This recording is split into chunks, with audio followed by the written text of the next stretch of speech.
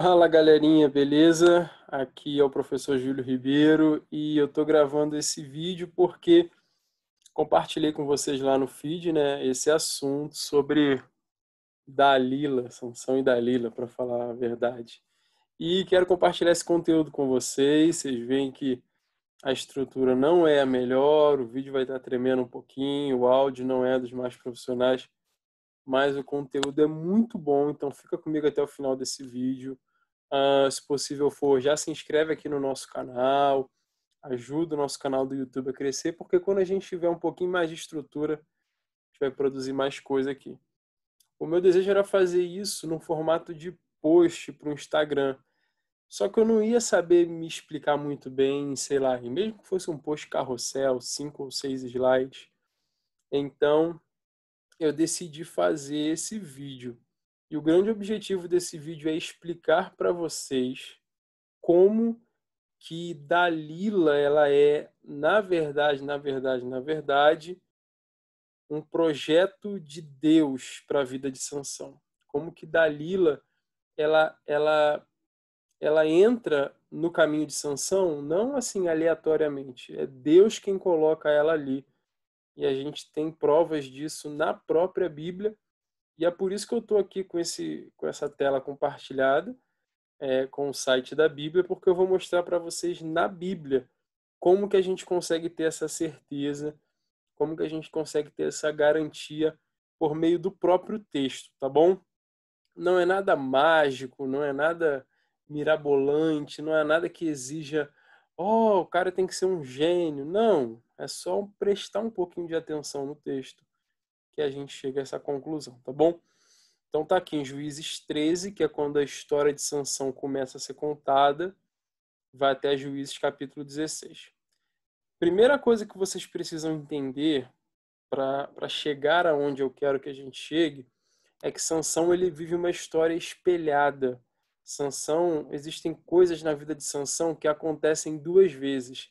Sabe um déjà vu quando você tem aquele sensação, caramba, eu já vivi isso antes. Sansão passa por algumas situações assim que são muito, muito, muito parecidas. Então, basicamente, se você está com a sua Bíblia aberta aí, você vai ver que o capítulo 14 de Sansão e o capítulo 15, tá?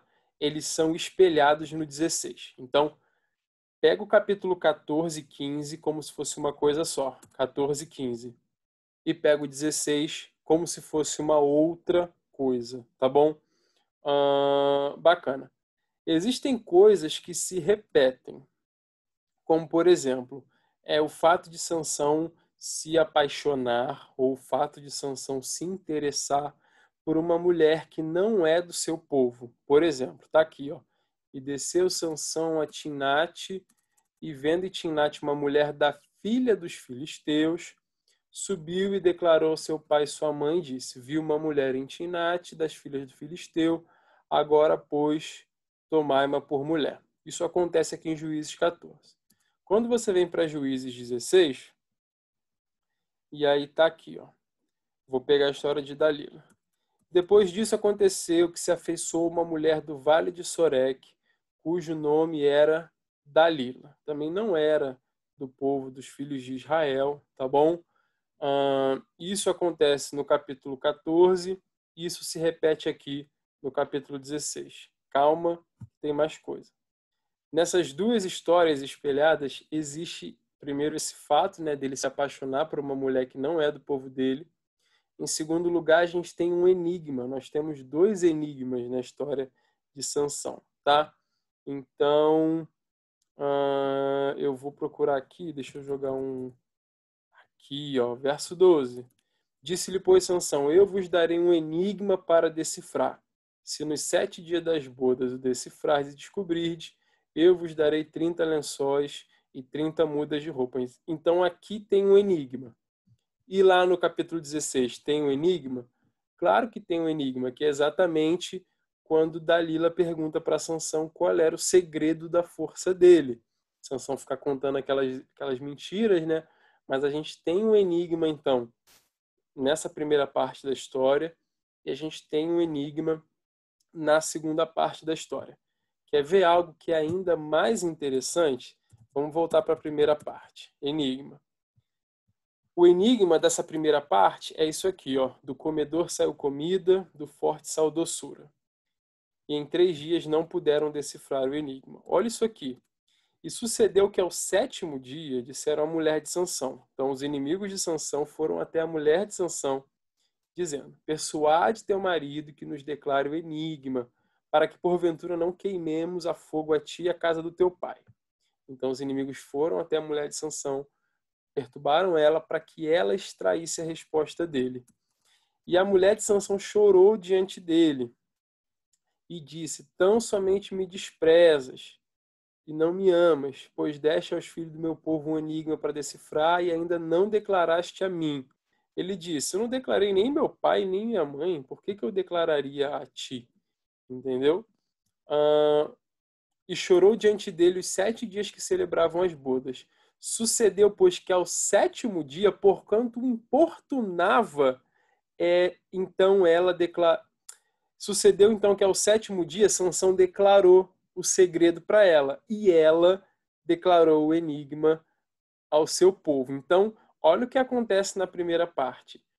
Existe um enigma, a mulher que Sansão está fica apurrinhando ele dia e noite para ele soltar o segredo, ele não fala. Depois que ela começa a entrar no nervo de Sansão, já acabar com a paz dele, ele vai e abre o bico, conta o segredo. O que essa mulher faz? Conta então o segredo para aqueles homens que eram de seu povo, que eram inimigos de Sansão.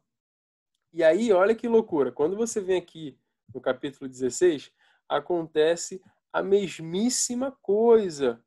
E aí Sansão está contando mentiras para Dalila, mentiras para Dalila. E aí tem um texto aqui muito legal, olha isso aqui. E sucedeu que, importunando ela todos os dias com as suas palavras e molestando, a sua alma se angustiou até a morte. Cara, deixa eu pegar uma tradução diferente, que esse texto na NVI deve estar muito engraçado. Então vamos lá, era qual mesmo? Olha isso aqui.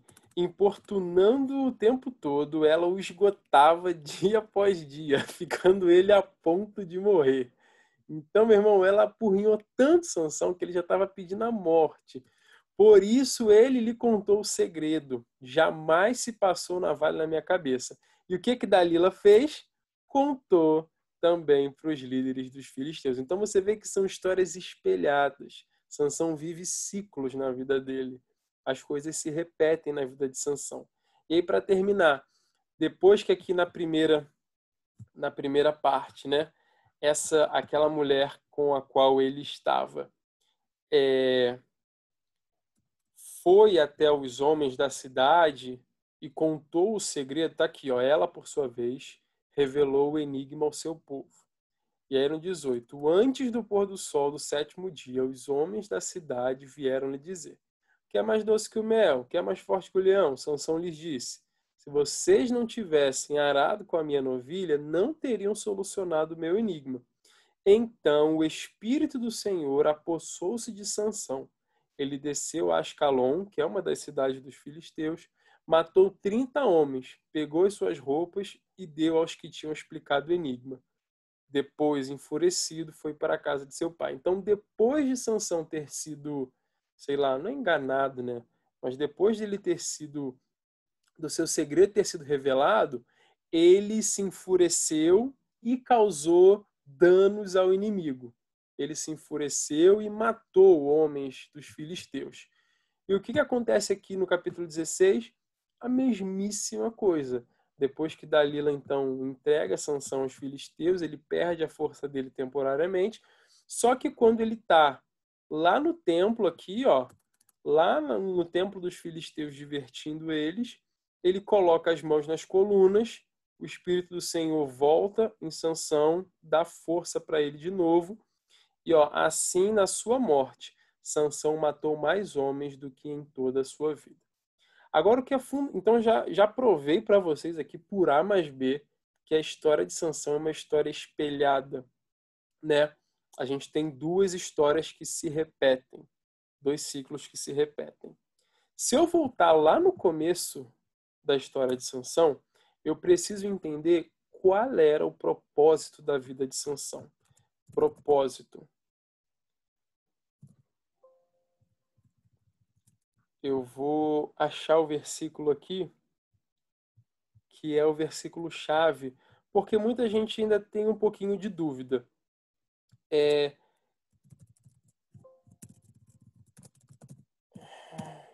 Aqui, ó, achei, versículo 5.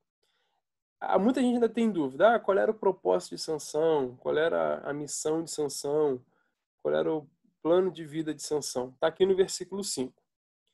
Não se passará navalha na cabeça do filho que você vai ter, porque o menino será nazireu, consagrado a Deus, Deus de nascimento. Olha isso aqui, pessoal. A profecia não era que Sansão iria libertar Israel das mãos dos filisteus. Ele iniciará a libertação de Israel. Isso é muito importante. Sansão não ia ser o libertador, ele ia começar a libertação. E quando você vem aqui para o capítulo 16, o que ele faz, né, em seu último ato? Assim, na sua morte, Sansão matou mais homens do que em toda a sua vida. Sansão começou a destruir os filisteus, coisa que Davi vai terminar lá na frente. Então, Sansão começa, Davi termina. É tipo Moisés e Josué. Moisés tira o povo do deserto, Josué vai, estabelece o povo na terra. Elias, ele começa a combater o culto de Baal, mas é nos tempos de Eliseu, com o rei Jeú, que o culto de Baal é de fato exterminado. A Bíblia ela está cheia desses esquemas assim, onde um começa e o outro termina. Se você procurar, você vai achar vários. E aí, vamos lá, vamos terminar esse vídeo agora confirmando a história da Dalila.